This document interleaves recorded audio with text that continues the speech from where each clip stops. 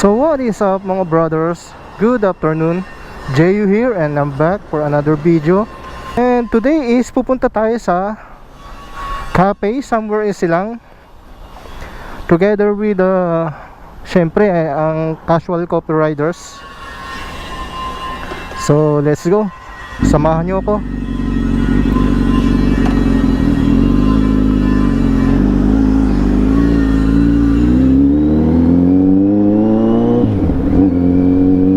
So parang ito yung magiging first ride of the year natin, no?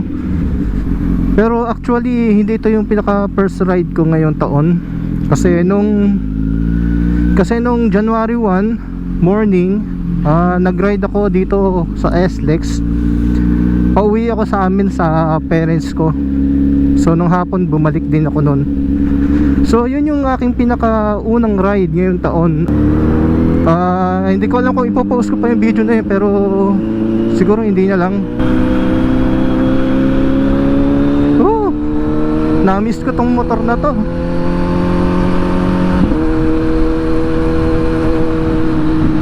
Parang late na tayo ng 11 minutes. 2 o'clock kasi yung usapan namin eh. Kaya lang meron pa tayong mga tinapos. Kaya eto, nakalate tayo ng 11 minutes lang naman.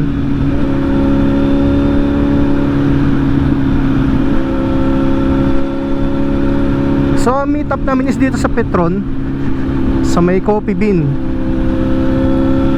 Kaya ito yata si brother. Bro, musta? Okay lang. Hindi ko na eh, malayo pa lang. Nasaan na si Cranks? Wala pa. Eto, ride out na kami. So, kumusta pala mga New Year nyo, mga brothers? Kumusta ang pasok ng 2026 sa inyong mga buhay?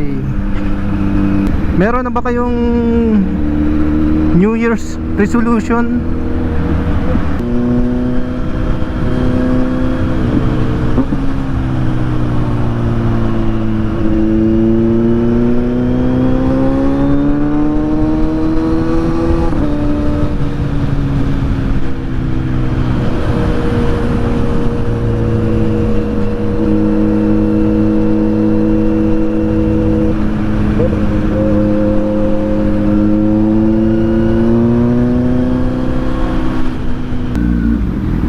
May load pa ba tayo? Uy, 59 na lang balance ko.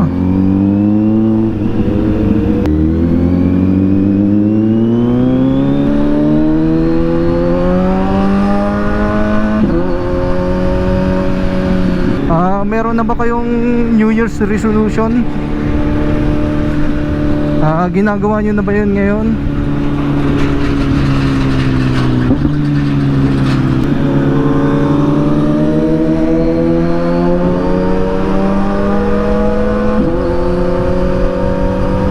So marami mga bagay na iniisip natin sa mga sarili natin, no, na kailangan nating baguhin.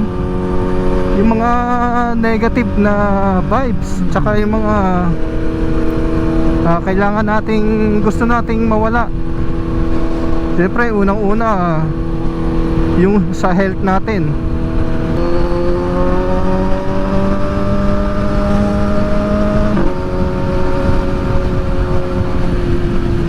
Yung iba, New Year's resolution nila yung magiging health conscious na sila ngayong taon na to.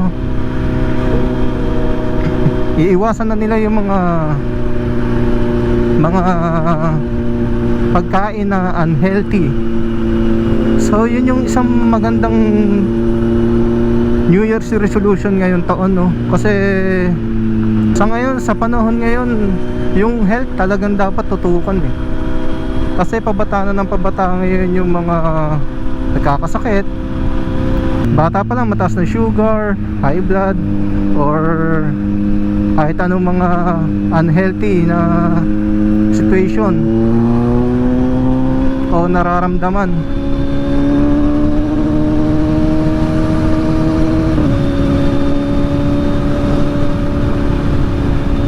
So yun yung isang magandang New Year's resolution natin, no? maging healthy tayo, maging physically fit. And bukod doon, di lang para sa atin, sa sarili natin, kundi syempre para din sa ating mga mahal sa buhay, no? Sa pamilya natin. Kasi hindi lang naman para sa atin yun eh. Kasi pag healthy tayo, happy ang family natin, di ba?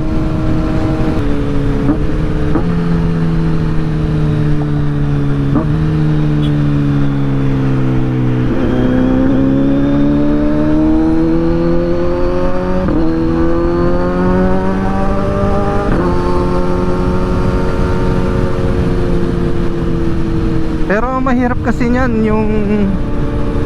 yung gawin. Kasi minsan ang dali talaga sabihin, no? Pero mahirap gawin eh. Tulad na nung gigising ka sa umaga, minsan ang bigat ng katawan mo. Kasi galing ka sa trabaho kinagabihan, or pagod ka kahapon. Marami mga reason. O kaya busy ka, ganun. And ano pa ba, yung mga negative na pag-uugali. So lahat naman tayo merong ganun, no? Walang taong perpekto, lahat may mga negative na pag-uugali. So kung tingin mo sa sarili mo na kailangan mo nang baguhin yung ganung ugali, i-try mo na ngayon. And hindi naman agad-agad, no? Kasi meron kasi talagang pagbabago na hindi agad-agad natin pwedeng, o kaya hindi natin pwede agad na magawa, or hindi pa natin kaya. So gradual lang yung ano natin, pagbabago. Huwag nating biglain. Baka biglang manibago yung mga tao sa paligid mo. Bakit ang bait-bait mo na? Oh, wow! Dati salbahe ka, di ba?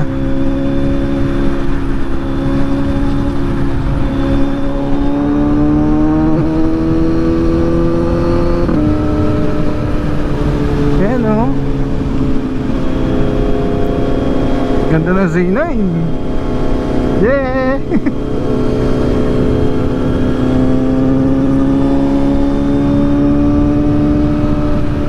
Marami nagsasabi na akin tong 2026 na to.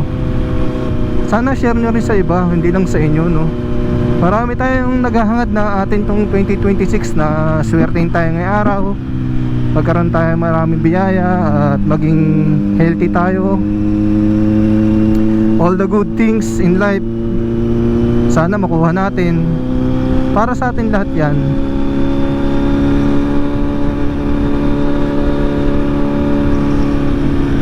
So most importantly talaga kasi yung health natin. Kailangan maging healthy tayo. Health conscious. Kung dati lagi ka lang natutulog o sa umaga wala kang ginagawa kundi pagising mo magkakape ka na agad tapos pasok sa work, or kung may option ka naman na pagising mo is mag-walking ka or jogging, pwede mong gawin yun para at least maging healthy tayo, no?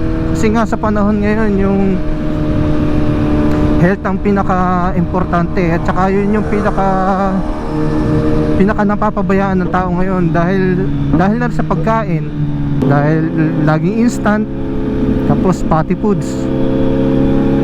Sa totoo lang, napakahirap naman talagang pumili ng pagkain eh. Kasi 3 times tayo kumakain sa isang araw. Sa umaga pa lang mag-iisip ka na kung anong breakfast mo na healthy. Tapos lunch, may dinner ka pa. Mahirap mag-isip ng ulam, no? Kung pwede nga lang sana puro leafy vegetables na lang tayo eh. Kaya lang syempre kailangan din natin ng protein. Baka maging gulay na rin tayo nun. Ang lambot-lambot na natin nun, no?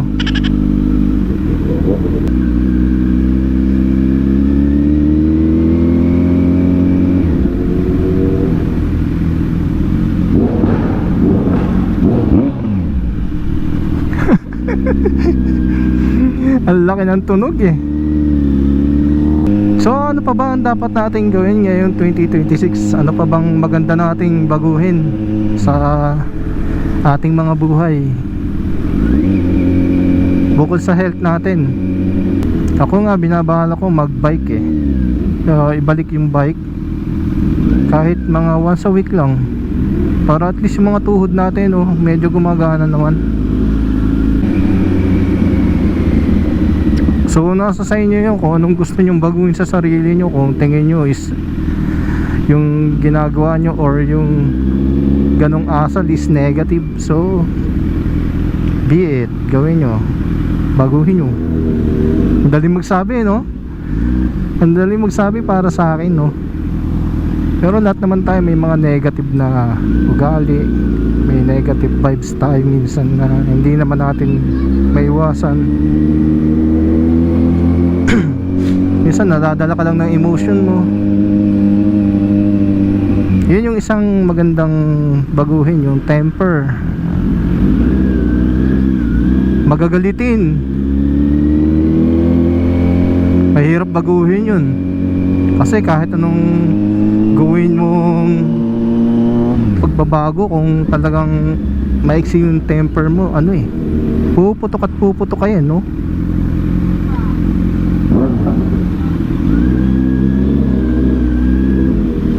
Kaya dapat nabago natin yung ganung style, yung mixing temper.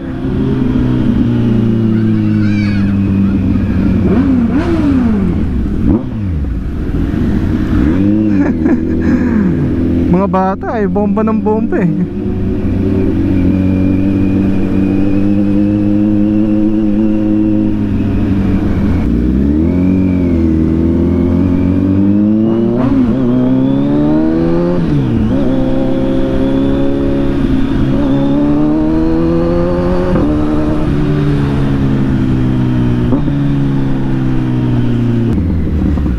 So naaalala ko, nagbabike kami dito dati eh. Binabike namin ito dati, tapos lalabas kami ng Tagaytay. Doon kami dumadaan sa may West Group, sa may Santa Rosa. And then dito kami lalabas eh.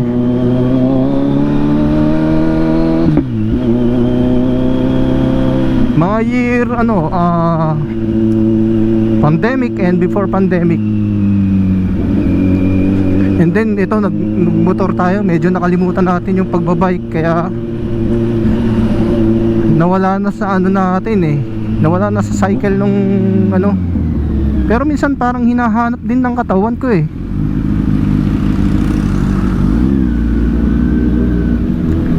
Lalo na pag napapanood ko yung video ni brother JMB Media. Shoutout sa'yo, bro. Ang sipag tumadyak niyan eh, yung brother natin na yan. Idol natin yan sa pagiging healthy.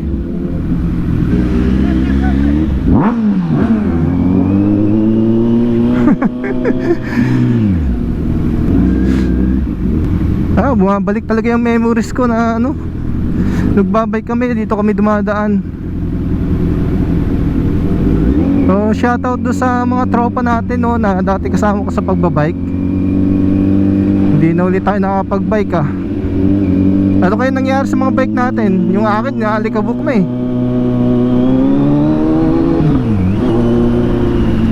Yung iba, binenta na yung kanila. Nabalitaan ko, binenta yung bike nila eh.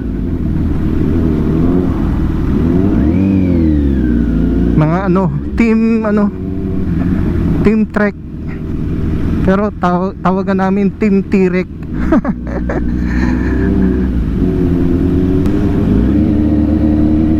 Masarap din dati kasi pagka nararating mo yung lugar na gamit mo lang yung tuhod mo at saka yung bike, masarap sa feeling eh. Parang full feeling talaga siya eh. Dito may picture kami dati dito. Somewhere dito banda eh, may picture din kami dati dito eh. Nakailera yung bike namin dito sa gilid.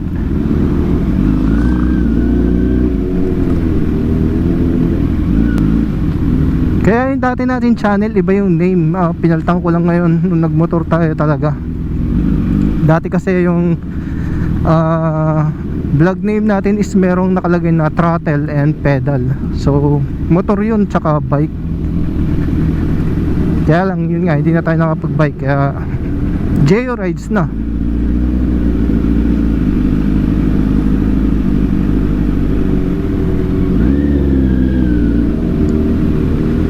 Pero maybe ngayong 2026 babalik natin yung magdadagdag tayo ng konting saddle time, pedal time, para maging healthy din tayo, no? So siguro malapit na kami doon sa cafe na pupuntahan namin.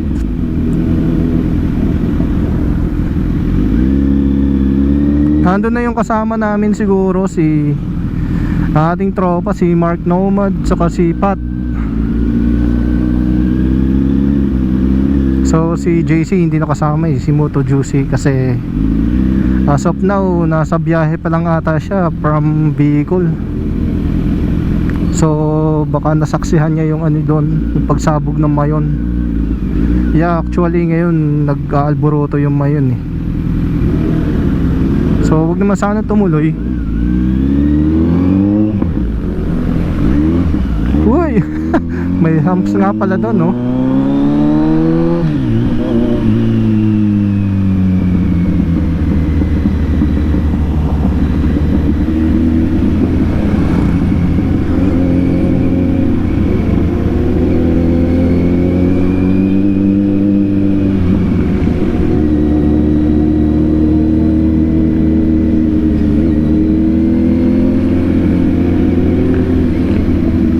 So kakaliwa pala tayo dun sa may kanto.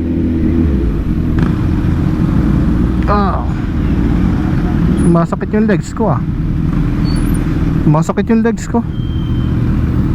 Napag-usapan lang natin yung about sa biking eh. Parang biglang sumakit ah. Is it a sign na talagang mag-biking na ulit tayo? Or ano ba? Or hindi na ba natin kaya? Masyado pa tayong bata para dun, you know? Para bumigay.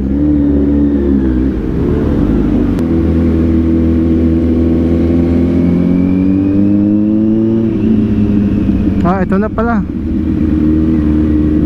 Wala pa ata sila dito, bro.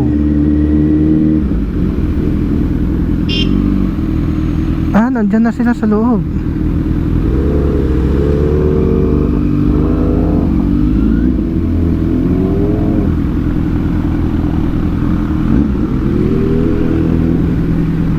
Kaya na sila, oh.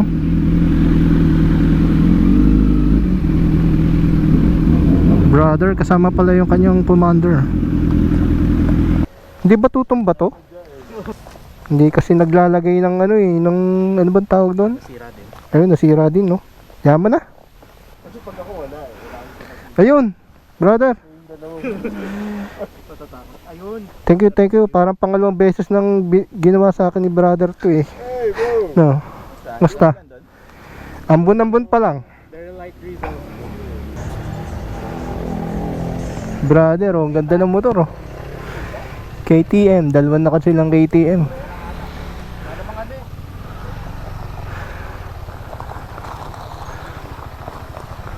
4 hours later.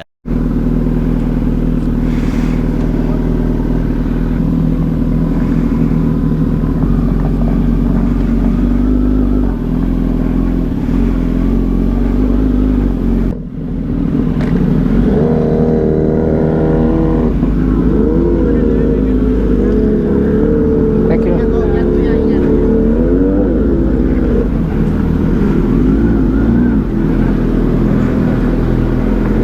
Bro, ingat. Oh, ingat ha.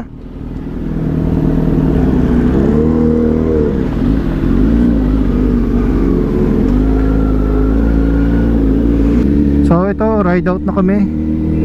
So napasarap yung aming kwentuhan kasi masaya ng kwentuhan namin eh. Mga bagay na nakakatuwa and sharing din ng mga knowledge about vlogging.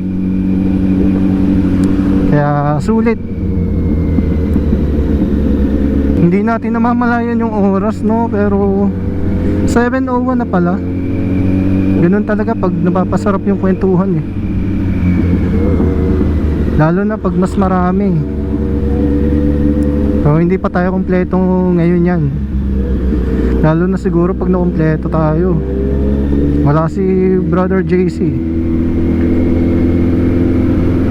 tsaka si LJ. Yung sa food pala nila, sarap nung ano nila. Masarap din yung coffee nila, tsaka yung beef tapa, malasa. Kaya solid din yung punta namin dun sa Bike Shed Cafe. So napag-usapan natin kanina, no, yung New Year's resolution natin. Ano-ano ba yung mga New Year's resolution natin? Sama-sama nating umpisahan.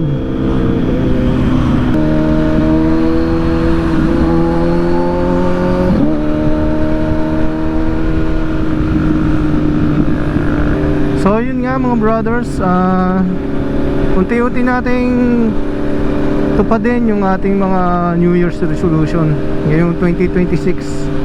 Sana maging lucky itong taon na to para sa ating lahat, no? Wish ko yun para sa ating lahat mga brothers. And kung nakaabot ka dito sa part na to, maraming salamat. At kung di ka pa nakasubscribe, please subscribe to my channel. And see you again next time. Bye!